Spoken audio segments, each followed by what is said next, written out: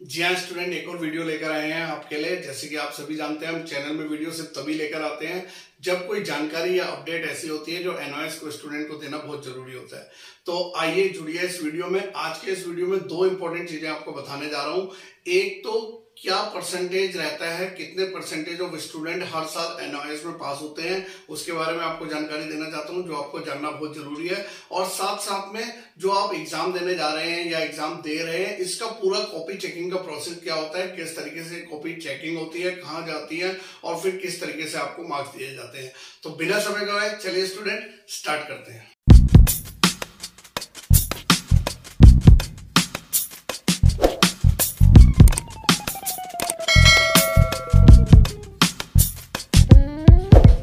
यहाँ पर मैं लेकर आई हूँ आपको एक वेब पेज पे। ये है इंडियन एक्सप्रेस। ये इंडियन एक्सप्रेस वो है जो डाटा प्रेजेंट करता है अलग अलग जो है सब्जेक्ट्स का।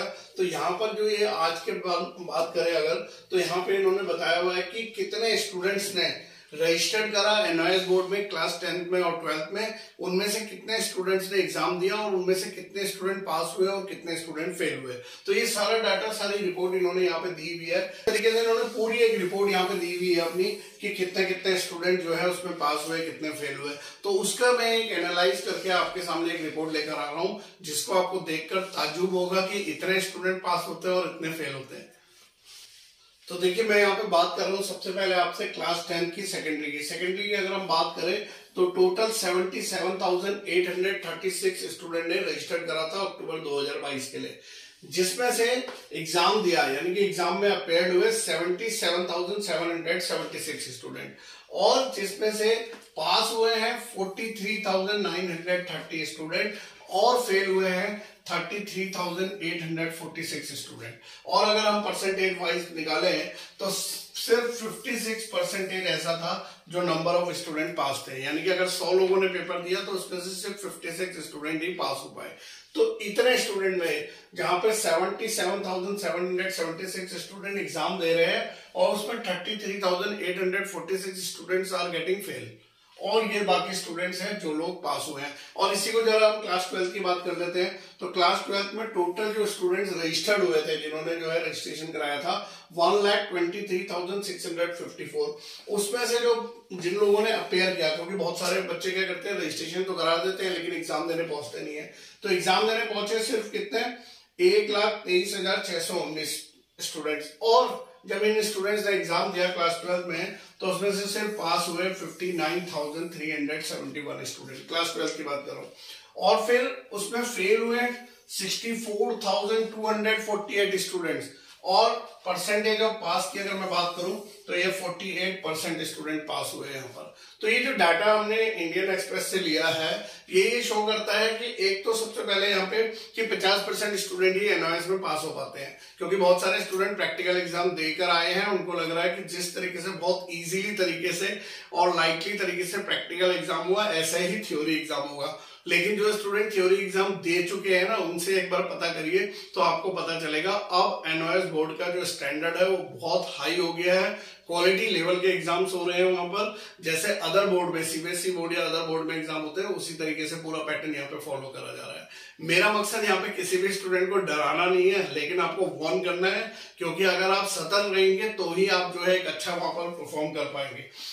10th के स्टूडेंट थोड़ा ज्यादा पास हो जाते हैं। उसका कारण ये रहता है कि 10th वालों को 33% जो देना होता है वो टीएमए, प्रैक्टिकल और थ्योरी के एग्जाम्स को मिलाकर होता है। लेकिन जो क्लास 12 स्टूडेंट होते हैं उनको सेपरेटली पास होना पड़ता है, प्रैक्टिकल में भी और सेपरेटली पास होना पड़ता है थ्योरी एग्जाम में भी।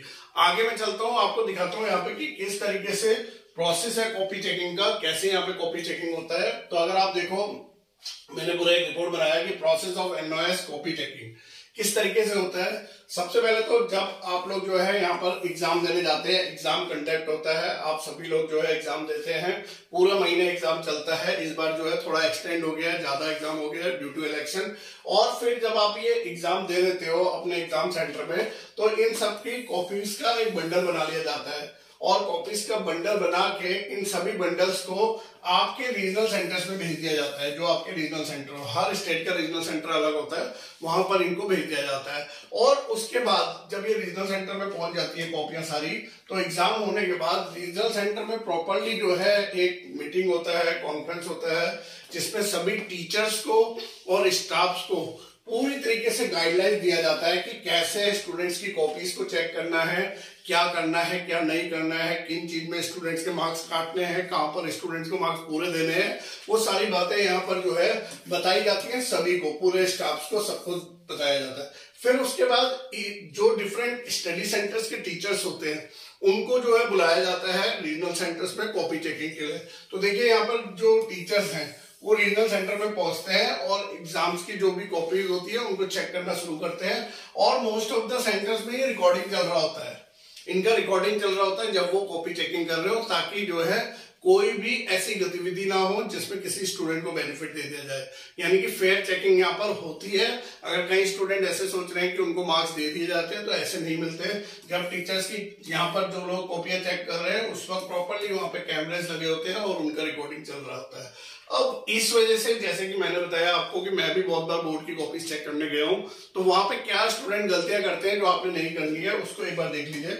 यहाँ पर मैं लेकर आया हूँ कुछ पॉइंट्स आपके, जिसमें मैं बोल रहा हूँ डोंट डू ड्यूरिंग एग्जाम्स, कि एग्जाम्स के दौरान, परीक्षा के दौरान क्या नहीं करना है आपने। तो क्या क्या नहीं करना है यहाँ पे सबसे पहला पॉइंट है don't write any regional mark. Regional mark आप समझते हो? रीजनल मार्क मतलब धर्म से रिलेटेड। कई स्टूडेंट है वो अपनी आंसर शीट स्टार्ट करने से पहले लिखते हैं जय माता दी, या फिर ओम का मार्क बना देते हैं, या स्वास्तिक का मार्क बना देते हैं।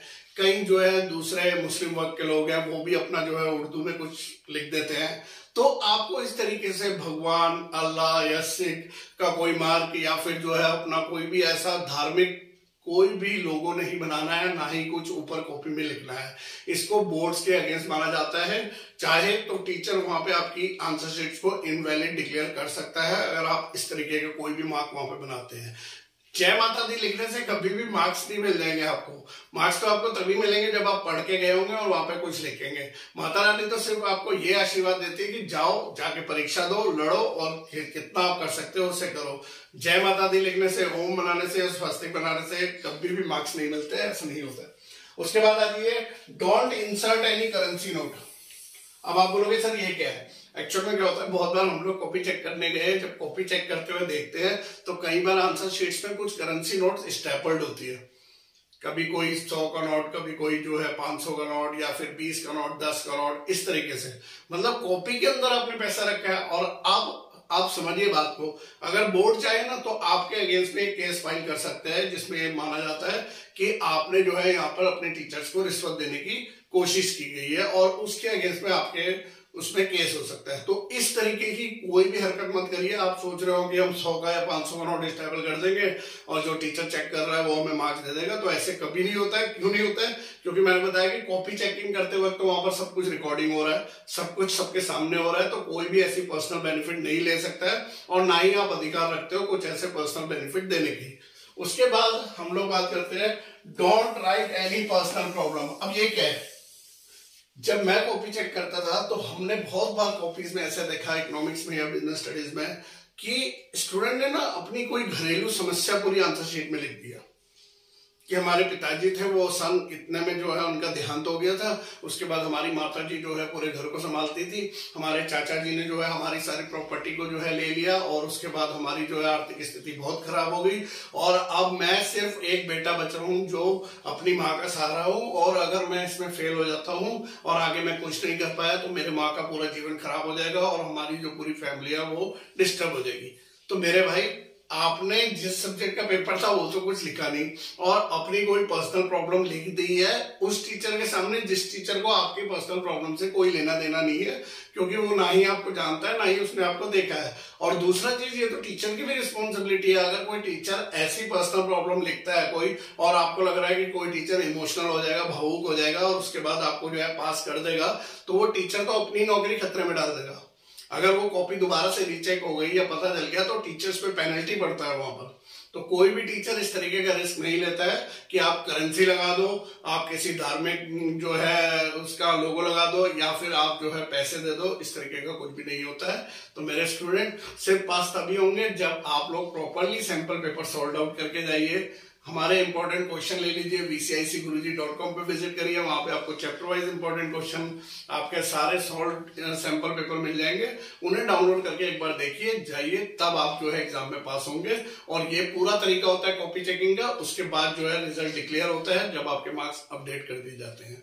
तो ये थी आज की एक इंपॉर्टेंट जानकारी। आपको अच्छी लगी हो तो जरूर लाइक दीजिएगा और इसी तरीके की वीडियो में लेकर आता रहूंगा। तब तक के लिए बाय बाय, धन्यवाद, जय हिंद, जय भारत।